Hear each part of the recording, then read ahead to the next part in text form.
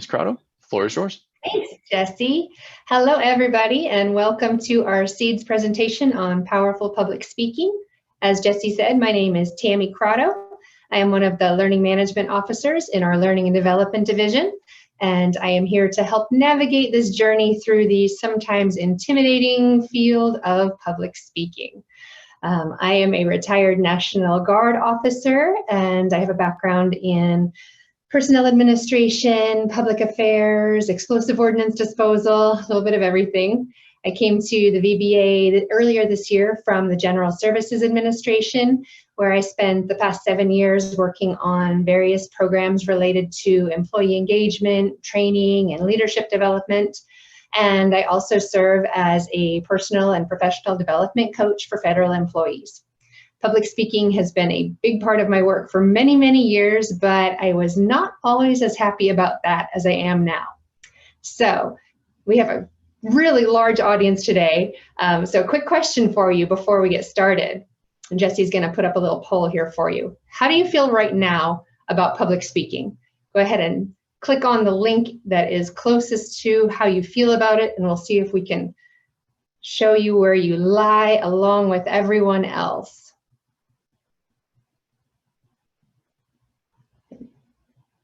I see someone loves it. This is great. Generally, when I see a really large audience like this, I would assume either you really, really love the topic or you really, really don't, and you just really want to find out how to like it a little more. Jesse, are we able to see the responses? Okay, so a large portion of you said you can do it if you have to. That is great. That's a really good spot to be in. And then we've got about 25% that either don't like it or are terrified by it. So fear is not a really uncommon response. And I want to talk just a little bit as we're jumping in about that fear and where it comes from, why it's there, and what we can do to work through it. Because sometimes it's that fear that keeps you from liking it or loving it, and only being in that I can do it if I have to zone. So if we can get through the fear part, maybe we can get up into maybe like it a little bit. So one of my instructors in my explosive ordnance disposal school, who was teaching us all about diffusing bombs, told me once that the difference between fear and respect is knowledge. So my goal today is to provide you with enough knowledge about public speaking to turn some of that natural fear that some of you may feel into just a healthy respect for the art of public speaking. So after today's training, you will be able to understand the 5 steps of designing presentations. You will be able to identify some of the things that are challenging you to be public speakers. And you'll also identify some strategies and some ways to improve the skills that you may already have. Sun Tzu wrote in The Art of War that if you know your enemy and know yourself, you won't need to fear the results of 100 battles. So in this public speaking arena, we're going to learn about our audience and their needs and learn to become more aware of ourselves to make ourselves more prepared for victory. Jesse, you can go back one. Here is Jerry Seinfeld. He's going to tell us a little bit about this fear of public speaking. I saw a thing, actually, a study that said speaking in front of a crowd is considered the #1 fear of the average person. I found that amazing. Number 2 was death. Death is number 2? This means to the average person, if you have to be at a funeral, you would rather be in the casket than doing the eulogy.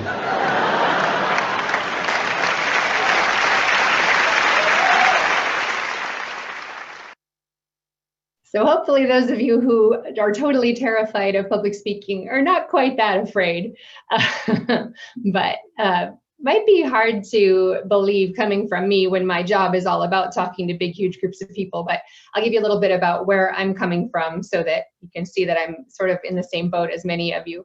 I once suffered from glossophobia, which is the name for the fear of public speaking. It comes from the Greek words for tongue and fear or dread.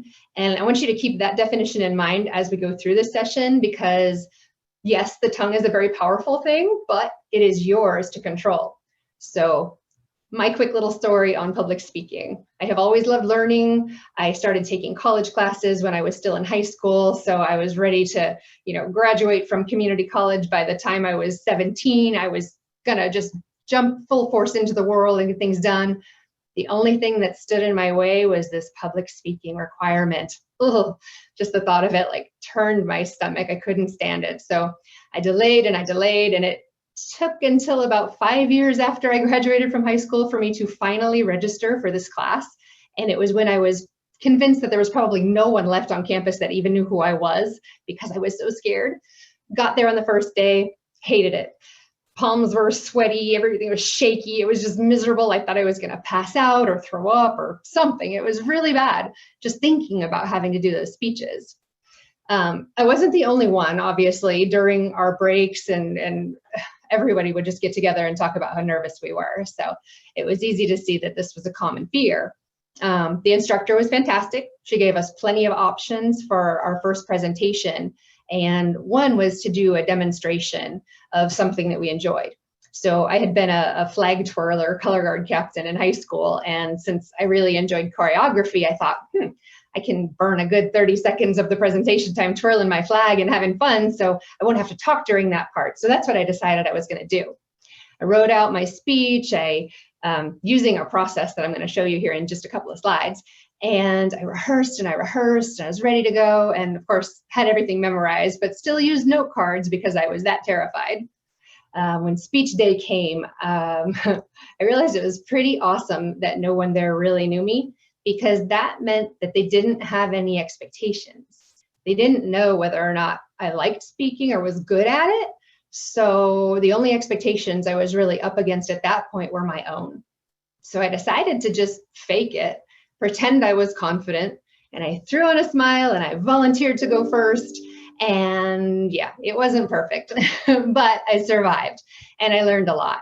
I made it through it. I got feedback that was pretty positive and encouraging and even helpful. Fake it until you make it, exactly.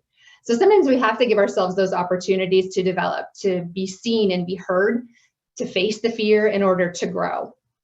The best coach that I ever worked with always used to say, you have survived 100% of the hard things you've ever been through. You already have a track record for success, so let's continue to build on that. So that's what we're going to do today. With some preparation, you can succeed at public speaking too. We're going to stay right here on this slide and hear what public speaking really is. What is this thing that gives us so much anxiety?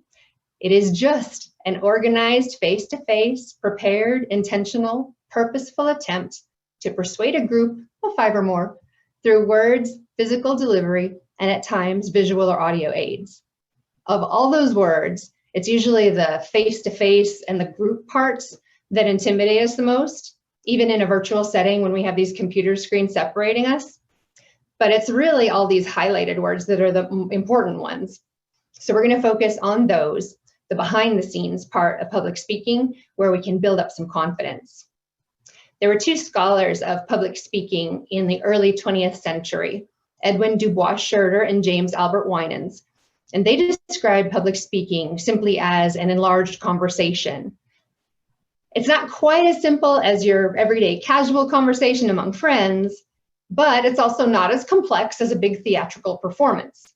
Yet somehow the most powerful public speakers that you hear somehow leave you feeling like it's been a little bit of both. Like a conversation, public speaking involves being aware of your audience, being sensitive to them, exchanging messages, facts, ideas, or information, developing relationships, building trust, demonstrating respect. You're dependent on feedback to know if you're being understood. And in this context, it's usually nonverbal or in some cases chat and all those great little emojis that we have to share. And you're also communicating face-to-face, though through the pandemic and the digital age, our idea of face-to-face has changed a tiny bit, and we do a lot more virtual public speaking opportunities now. Public speaking also tends to be a little bit bigger and more projected than a regular conversation, maybe louder, more fluid or energetic, depending upon the venue that you're in and the size of the group that you're talking to. And you'll probably want to be a little more conscious of the correctness and formality of the words that you choose. Some of the casual expressions you might use in a conversation with friends probably wouldn't be as appropriate in a large audience in certain situations. So you'll want to take time to really think through your words. Like a performance, you may prepare by writing a script, maybe rehearsing and memorizing your lines, practicing your gestures and your facial expressions, but focusing too heavily on the performance aspect can take away from your authenticity.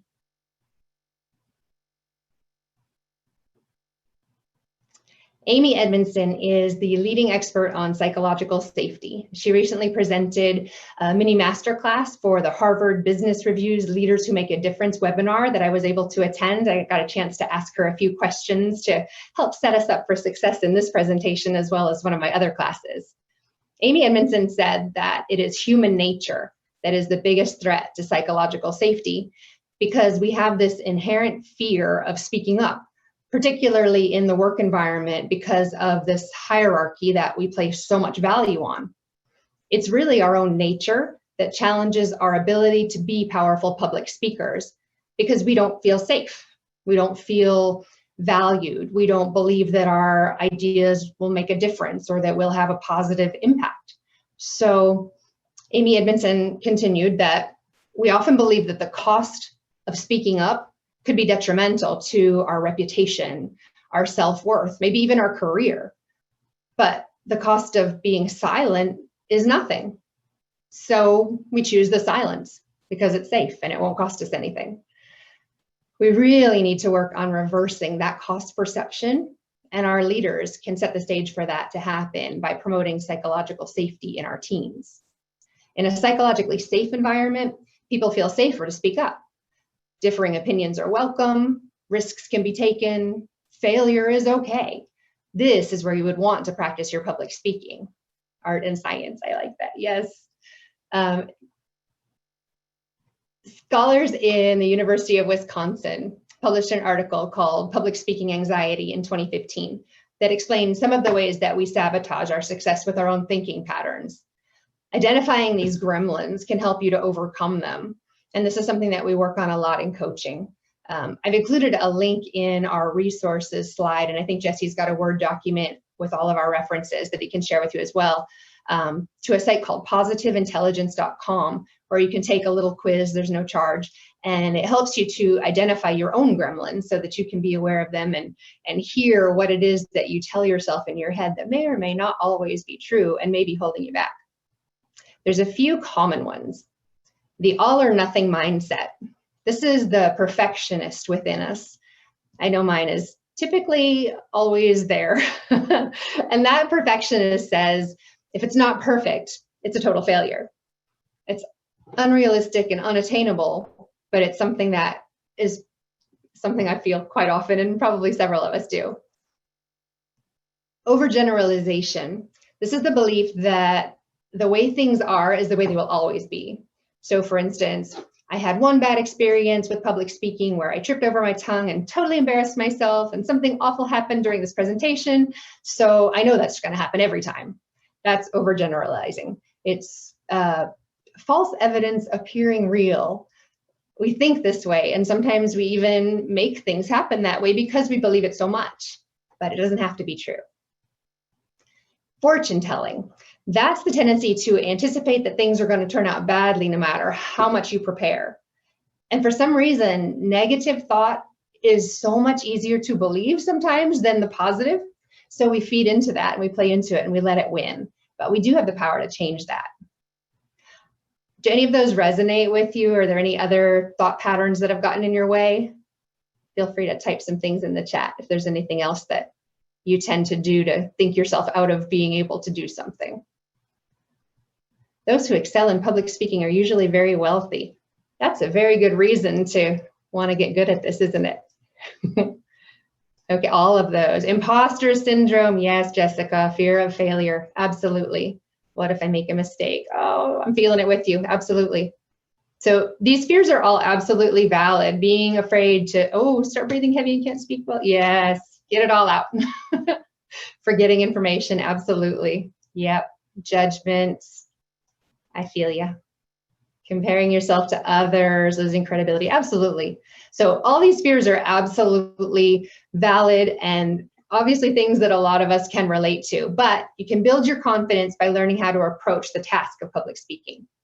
A 2019 Princeton Correspondence on Undergraduate Research blog said about preparing a presentation that more is more in terms of the work that you need to do in these steps behind the scenes, and that less is more in terms of the number of slides and the amount of stuff that you present in your finished product. The behind the scenes steps in preparing a presentation are the parts that can really help you to build your knowledge and your confidence. Selecting a topic, selecting your purpose, analyzing your audience, researching your topic, and organizing your ideas. We're going to take a closer look at each one of those.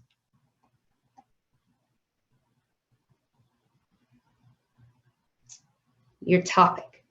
So if you're putting together a presentation here at work, it's likely that you've already got an idea about your topic. Maybe something's been assigned to you, or maybe not. Maybe you decided to volunteer to speak at a lunch and learn and talk about a hobby or an interest that you're passionate about. Either way, you can narrow the topic and give it a specific focus to make it easier for yourself to move on to the next steps. If your topic is unclear to you, if it's a jumble of thoughts like our employee in this illustration, that is exactly how it's going to come through to your audience. Let's say, for example, I was going to present at a lunch and learn about my interest in travel. That is a vast topic, and it's one that I could go in any number of directions with, pun intended. So if I wanted to make that a more specific, narrowed topic, I could talk about maybe a specific region I visited, like when I went to Sicily in November. Or I could talk about things I learned as a solo female traveler going to Dubai for the first time. Or I could even talk about how to prepare for running a marathon in a foreign country. Or how to survive a cross-country road trip with 6 cats and a dog in your car for 17 hours. Not fun, but possible. Anyway, the possibilities are endless, and it would be very easy to get sidetracked in that kind of speech if I didn't decide up front how I wanted to limit the topic and focus my speech. Cassandra, come back. Maybe I'll do another one of those one of these days. All right. Step 2 is about your purpose. And how to travel on a budget, good one. Step 1 and 2 can sometimes go hand in hand. It's important to know why you're presenting the topic that you've chosen. Ralph C. Smedley is the founder of the international speaking organization Toastmasters. And he said that a speech without a specific purpose is like a journey without a destination. We need to know where we're taking our audience in order to make sure we get them there. Generally, we have a few common purposes when we're speaking: to inform, to persuade, to entertain, or to motivate or inspire. And sometimes we need to combine a few of these or even all of them to achieve the goal of our presentation or our purpose, which we'll talk about next. But to figure out your purpose, you can ask yourself, why should the audience listen to me? At the end of my presentation, what do I need or want them to do? What's my desired result? My purpose today is mostly to inform you about powerful public speaking, and we've got our 3 specific learning objectives that serve as our destination. I always like to add in a little entertainment since we're pretty close to the lunch hour in most of our time zones, and that helps to keep you awake and alert on our journey. I also may need to be a little bit persuasive to convince some of you to try some of the strategies I might suggest, especially if public speaking is way out of your comfort zone. And if I can manage to motivate or inspire you, maybe through the use of video clips of some of our well-known public speakers doing what they do best, then I know I'll be even happier with today's journey, and you probably will be too. To find your perfect purpose balance, you also need to know your audience.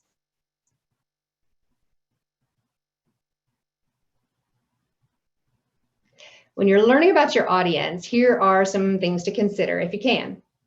What do they need? What do they want? What do they expect? 3 very different questions. What is their existing knowledge on your topic? Will you have a virtual or in-person group? How many people are you presenting to? What kind of technology and what sort of venue will you be presenting in? Do you have voluntary participants? What are the dynamics of the group? Is there any conflict? Are they highly motivated? What are the communication or leadership styles, maybe even DISC or Myers-Briggs types of any key stakeholders or decision makers, if that's relevant to you? And don't forget accessibility and inclusion. Do any of your audience members require any accommodations to make your presentation accessible to them? So how do you learn about your audience if you don't already know them? Best thing you can do is observe. If it's possible to maybe sit in on a meeting prior to presenting to them to kind of get a feel for the dynamics, to get to know them a little bit, see what their standard style is, that can be a really big help. Ask questions, obviously. If you have a point of contact who scheduled this presentation for you, or anyone else who can connect you to someone in the group, make a list of the questions, the things that you need to know, and see if you can get connected to find out. Surveys can be helpful, like our all-employee survey or AES. They can give you some insight into the group dynamic, maybe the challenges and the strengths that they're experiencing, but just keep in mind that those are also just a snapshot in time. If you can't learn about your audience in advance, there's also a way to gather information quickly at the start of your presentation, just like we did with our little poll. Just set up a quick question answer session, and that can be really helpful if you're able to adjust on the fly. You may, based on the questions and answers that you receive, may need to either provide additional information if maybe they're not as familiar with your topic as you thought they would be, or maybe eliminate some if they have more knowledge than you assume they would. Each presentation you do will be different because each audience analysis is going to have a unique result. Knowing who you're presenting to helps you know how to prepare. The way that I would prepare for a session like this one, for a 50-minute virtual audience of hundreds now of employees from all over VBA, is really different from the way that I would go about it if I were presenting an in-person one-on-one briefing to a member of the senior executive service. In the case of our seeds classes, we may not always know who our individual participants will be, but we do know from past sessions that you typically represent a wide array of career fields, grade levels, geographic areas, and demographics. We do know we'll have a relatively large and totally virtual and voluntary audience, and we do know some of the key concerns and issues impacting VBA employees currently, both from our own experience and AES data, so we can tailor our courses in a broad way to address the organization as a whole. If I was briefing a specific SESer, I would definitely want to talk with their assistant or staff to find out about their preferred communication and presentation styles. Do they like bullet points, bottom line up front, or would they rather see charts and graphs and maybe read a narrative report that I could provide in advance with a list of references? The better that I can tailor that briefing to fit the style of that executive, the better chance I have at coming across as a clear and effective communicator, at getting their buy-in, and at achieving my purpose. After you've done your audience research, it's time to research your topic in that same thorough way. Scholarly research and current relevant data will strengthen your case and your credibility. Data analysis is a science, but data presentation has an art to it. So always examine your references carefully and think critically about how to use your resources. What's going to make a good impact with your audience? In any organization where data-driven decision-making is part of the culture, Wikipedia probably is not your best bet, probably not just your unsupported beliefs either. So primary sources would be your people, your subject matter experts. Start there, but then also look for secondary sources, the books, the articles, the written documents that could provide additional support. Google may get you lots of options, but Google Scholar gets you peer-reviewed professional journals that you'd find in academic libraries.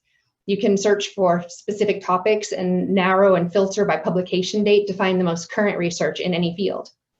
We know that the world has changed a lot since the pandemic, so if you're presenting comparative data, recognize that from 2018 to 2020 to 2022, you'll see a lot of variation for some bigger picture reasons. This requires some critical thinking, and it's really important to present data from multiple perspectives. Also try to avoid confirmation bias or only looking for references that support what you already believe or want to prove. Challenge yourself to examine other ideas that may contradict your own. Presenting multiple perspectives also helps to prevent alienating segments of your audience.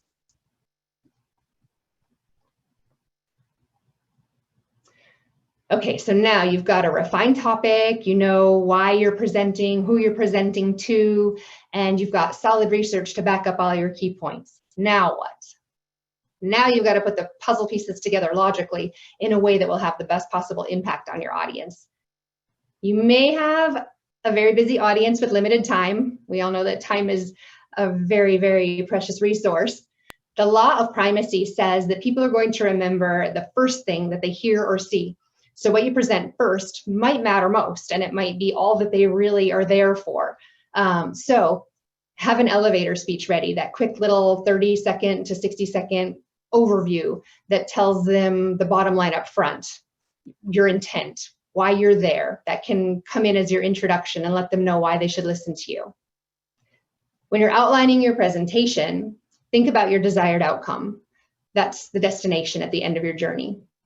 Every key point and supporting detail that you provide in the body of your presentation should be like a stepping stone on the path to help you and your audience get to that destination at the end. What does it take to get their buy-in? If you need graphs or charts or videos or polls within your presentation, where would they work best to keep the momentum going? Plan those transitions. These are the bridges that connect your main ideas. Short summaries can work as transitions, especially in a longer presentation, to remind your listeners where they've been and clue them into what's coming next. And then, of course, a wrap up at the end brings everything back together. And like the law of primacy, the law of recency says that people will remember the last or most recent thing that they heard. So leave them with that same information, with a restatement of your key points, or remind them of their next steps or action items when you close out your speech. Now we're going to take a look at how a well-known, powerful public speaker developed his skills. Simon Sinek is the master of the TED Talk, and he's going to tell us a little bit about his philosophies on public speaking, how he prepares, and how he connects with his audiences. I'm often asked, how do you become such a good presenter? And I like to joke that I cheat. I only talk about things I care about, and I only talk about things I understand. You can't manufacture passion. You can manufacture energy. You can bounce on a stage and scream and yell. That's not passion. That's just too much caffeine. And if you don't care about the stuff that you're presenting, in other words, it's some corporate thing that you don't really care about, you have to find something in that you actually do care about, a component of it. There has to be something that gives you some sort of emotional connection to what you're presenting so that your natural passion for the concepts will shine through. And remember, I was given opportunities by bosses. It's like, all right, your turn. And the stress and anxiety then went with that. Not being good when I started, I would speak too fast, or I would read off the slides. I mean, we've all done this. And in time, watched people who were better than me. People who were better presenters, I would admire them and try and learn from them. And I was lucky enough to have people give me chances to try and fail and improve. And as is my nature, sort of pay attention to what works and what doesn't work. Also notice the times when I was naturally better and naturally worse. When you're relaxed, I was naturally better. When I was tense, I was naturally worse, for example. The fact that I've sort of have a part of my career involves speaking so heavily now is because I had an idea that I was able to communicate. And because I was able to communicate it, people kept inviting me to speak about it and talk about it more. It was only because I was able to communicate an idea clearly that people invite me to speak about it more often than I expected. So quite a lot of great pearls of wisdom in that. And we're going to look at those tips a little more closely, along with a few more from some other powerful speakers. So what's the best way to make sure you'll do your best when it's time to speak? Practice, practice, practice, of course. But don't just read through your script silently at your desk. Here are some strategies that Simon Sinek mentioned and a few more. Number one, always be prepared. Go through those 5 steps that we talked about. More is more behind the scenes. Remember that. Spend your time there in those 5 steps, building up your knowledge and your confidence before you go into your presentation. Practice the way you'll perform. Use all the technology. I think, was it Tehran or Raphael said that? Yeah, test your technology. Practice what you'll perform. Use all the visual aids. Use all the technology. Run through it all. Even wear the clothes that you're planning to wear. There is nothing worse than realizing too late that your jacket's too tight or too hot, or your video links or your audio don't work in the middle of your presentation. Take every opportunity that you get to speak. Volunteer for that lunch and learn presentation and tell people all about your Star Wars fascination or your Legos. That's me, I do it. Join Toastmasters, practice with others. Start an interest group or a club at work. Practice just speaking up in meetings. Ask for and give feedback.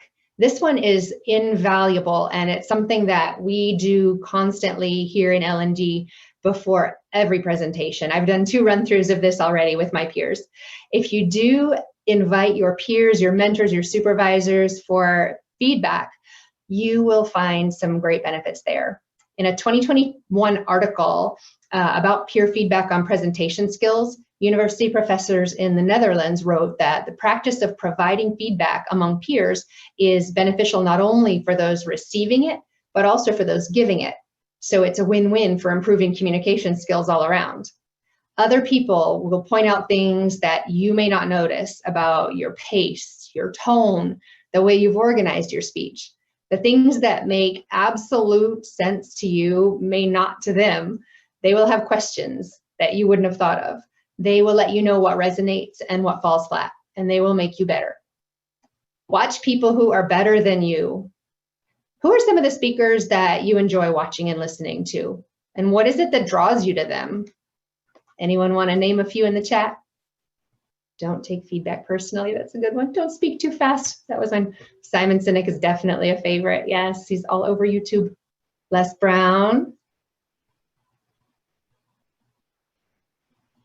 Obama, he was very charismatic. Oprah, I'm glad you mentioned Oprah. We're going to get there. Brene Brown, also very good. Lots of pastors are great speakers too. Yes, Michelle Obama. We've got some great ones. Joyce Myers, awesome. Yeah, we should add some of these to the references, I'm sure. Okay, great. So when you're, Neil deGrasse Tyson, yes.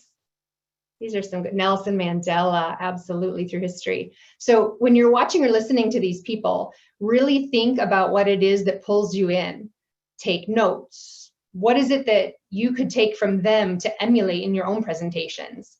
Think about how they vary their pace or tone. Look at their, "Aw, thank you." Think about their word choice.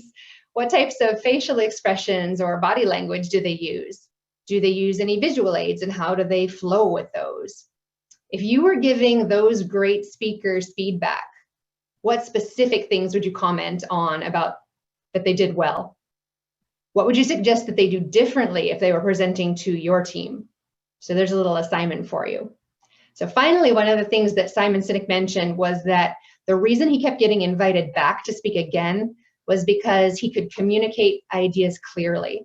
That also comes from preparation, from those behind the scenes steps, having a focused topic and specific purpose, tailoring his message to fit the audience, and providing them with relative, impactful information in a logical way that they can connect with. I know we mentioned Oprah, so she is another powerful public speaker who can really make her passion come across, and she can command a room of any size. I got to see her when she came to Dallas a few years ago, and she has this great way of making you feel like you're sitting on the front porch on a swing with her and a glass of lemonade, just having a chit chat, even when you're surrounded by 40,000 people in an arena. It's amazing. Forbes magazine called Oprah's 2016 Golden Globe acceptance speech a mini masterclass in public speaking. She crafted a speech that had these 6 important elements. She started with a story.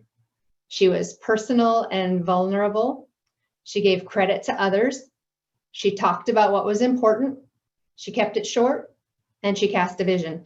I didn't want to play this for you because I can't compete with Oprah, but I did include the link to that speech and a transcript of it in our references so you can check it out. So if you follow some of Oprah's guidelines and do some of these things, using stories, your stories should, of course, illustrate your topic and promote your purpose, and they should be stories that your audience can connect with.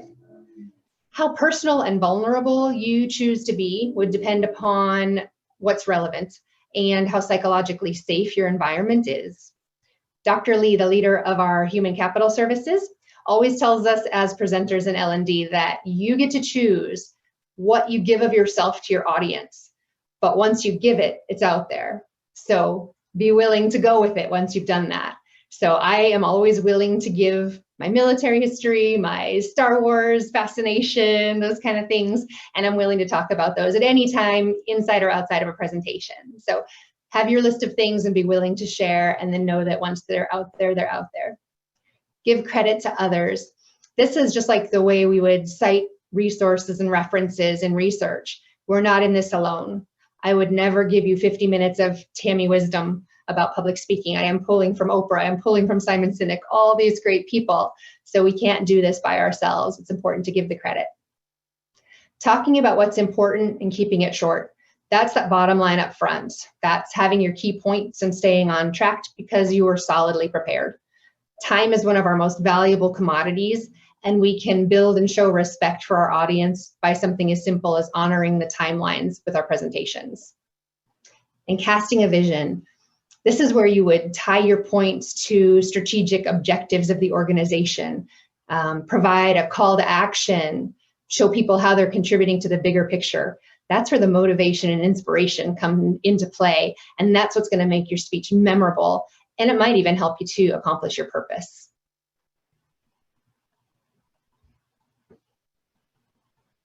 All right, here's a few more tips. In addition, brace yourselves. In addition to watching and listening to the people that you know are great public speakers, I'm going to challenge every one of you out there now, especially those of you who are cringing inside like I am, to watch and listen to yourself. I know it's awkward, I know it's uncomfortable, but I promise it is one of the best ways to learn and to grow and to overcome a lot of that discomfort with being on camera these days or in front of an audience. In either way, I promise I don't like it at all either, but it does work. I see the nods. Yeah. Also, in addition to just watching and listening, get transcripts of yourself speaking so you can actually see what that tongue is doing, what's coming out of your mouth. When I was going through my federal internal coach training program, they asked us to record and get transcriptions of our coaching sessions so that we could check the percentage of time we spent speaking versus listening, and to make sure that the questions we were asking were open-ended and powerful. I've used a service called transcriptionpuppy.com, and it gives you every single word for word, every every every okay. You will know beyond the shadow of a doubt what your go-to filler words are if you look at a transcription from them. There is a minimal cost involved with that service, and it normally has about a 24-hour turnaround time, but there is also a transcription function right in Teams that you can use for free and immediately. So it's absolutely out there and worth it.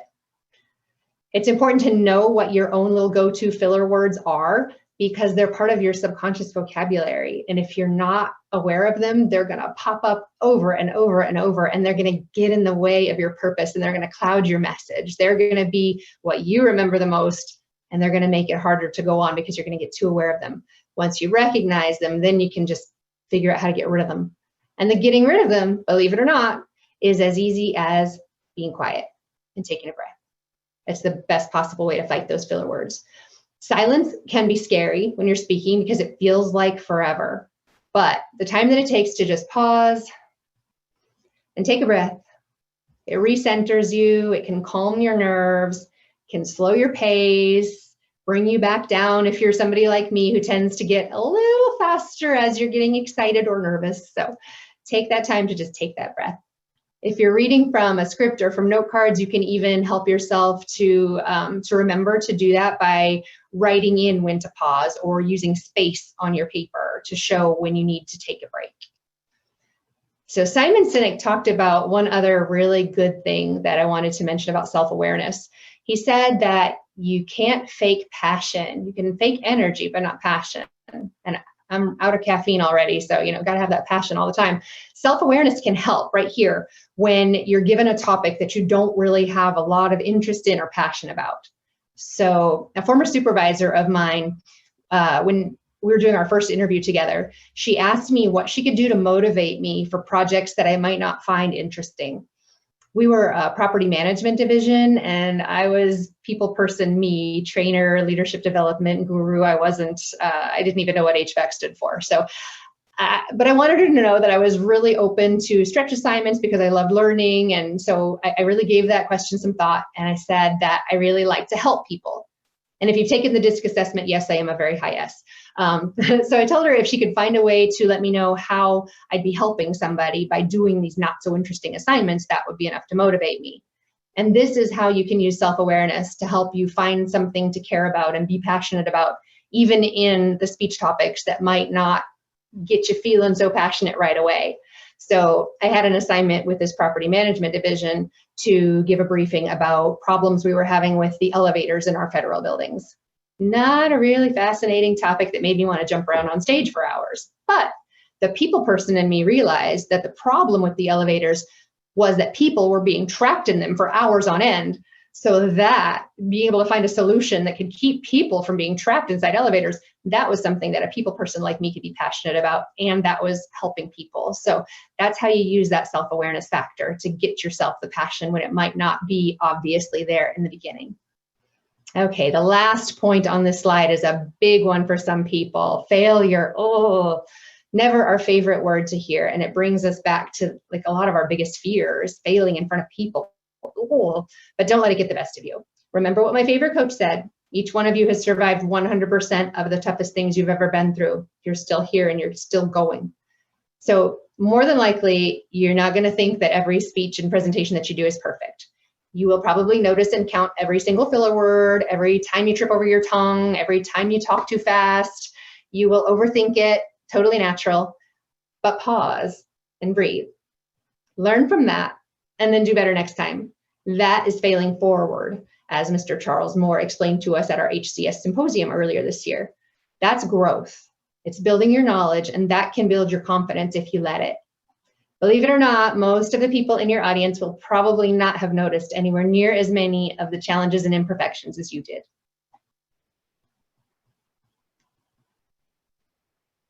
In the interest of the law of recency, I'm leaving you with one last video. This is Darren Tay, former Toastmasters world champion, and he's going to talk about facing and defeating your inner bully.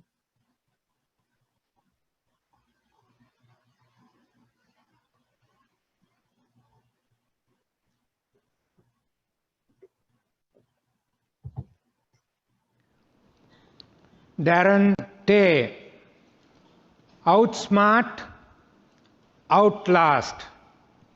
Darren, outsmart, outlast, Darren Tay.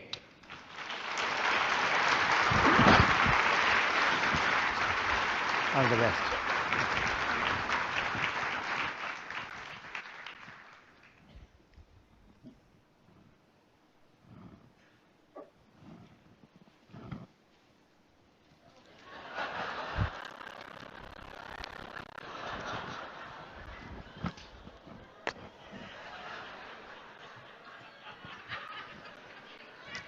Hey loser, how do you like your new school uniform?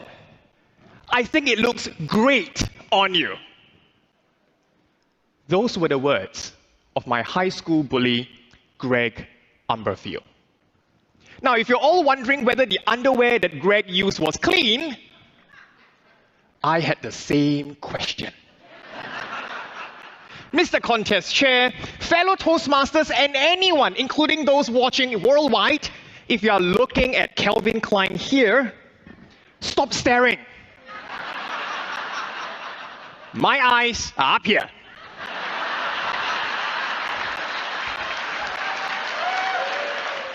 And this was what Greg told me. He said the best way to deal with inner bullies is not to run or hide. You cannot run away from the bully here.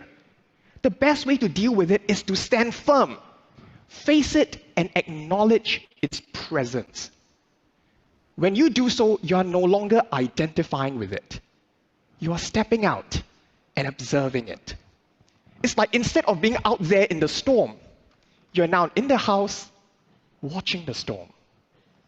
Your inner bully will weaken and fade. I was thinking, wow, that's profound. How come you didn't tell me when I was 14? My friends, I'm standing on stage now before 2,000 of you and many more watching worldwide. But I'm not afraid anymore. I'm in control because I'm acknowledging it. I'm stepping out of it, observing it, and watching it weaken and fade. My friends, let us all not run away from our inner bullies anymore. Let us all face our inner bullies, acknowledge its presence, and fight. Let us all be vulnerable together as a family, supporting one another. Because we can all outsmart and Mr. Toastmaster.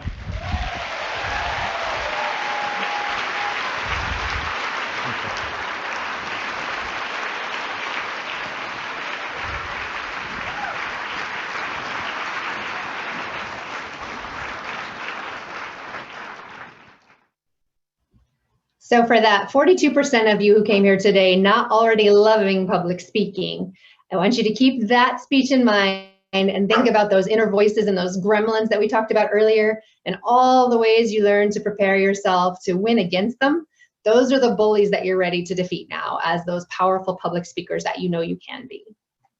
So one more deep breath. We're almost to the end of our journey together. Let's wrap up with a little review of our learning objectives. We talked about the 5 steps of presentation design. More is more in those behind the scenes preparation phases of public speaking. That's where you'll spend your time choosing your topic and your purpose, analyzing your audience, researching your topic, and organizing your thoughts. That's where you're building your knowledge and your confidence. We talked about the challenges that stand in our way and to our ability to be powerful public speakers. We talked about those self-sabotaging thoughts and gremlins, the lack of trust or psychological safety that might make it not so easy for us to want to speak up, and the fear itself. And we talked about a lot of strategies for overcoming obstacles and for becoming more powerful public speakers. Techniques like watching other speakers, like Simon Sinek recommended, incorporating stories and being vulnerable, like Oprah Winfrey, and increasing your self-awareness by asking for feedback and reviewing recordings and transcripts of your own presentations. I've seen a whole lot of really, really great comments in the chat. Is there anything else that anyone wants to add at this point? Anything you're willing to commit to trying to improving your public speaking now? Taking some improv classes, that's awesome stuff, helping you to open up your body language and creativity. That's fantastic. All right. Toastmasters, very good. Oh, wow. Yes, classes, listening to your own voice. Elite, that's a great one. Awesome. Okay, fantastic. Listening to your own voice. I'm with you, David. It one's going to be rough, but you can do it. All right. And this is our resources and references, which Jesse also put in the Word document in. There it is again for you. So you've got that. It's got the a book called The Basics of Public Speaking, which has got some great references. Also the video and transcript of Oprah's speech, the positiveintelligence.com site with the quizzes for your saboteurs and gremlins, and then a link to Toastmasters if you're interested in that. And of course, our presentation will be available tomorrow on our SharePoint site. Practice, practice. Yes.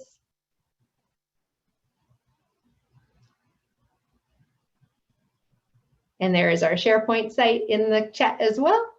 And this is my contact information for questions. I know we don't have time to get through all 353 people's questions today, but I'm always happy to have conversations, email, chat, whatever you like. I am here for you to have conversations anytime, and I welcome your feedback. And speaking of feedback, I hope that you will take just a second to take this quick little 5-question survey to let us know how we can continue to improve on our training to meet your needs. And I have so enjoyed being with you today. I hope that you found some helpful hints and some powerful knowledge you can take away. And no matter what it is that you find to hold on to from today's session, I hope that you will leave here knowing that you can be a more powerful and confident public speaker and that your voice has value. And I hope you enjoy the rest of your day. Thank you very much.